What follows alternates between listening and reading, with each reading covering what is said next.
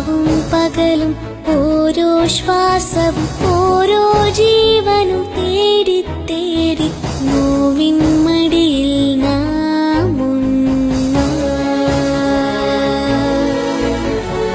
ഉള്ളു നിറഞ്ഞും കണ്ണു തുറന്നും കൈകൾ വിരിച്ചും സ്വന്തം മണ്ണിൻ ദൈവത്തിൻ നാടാ.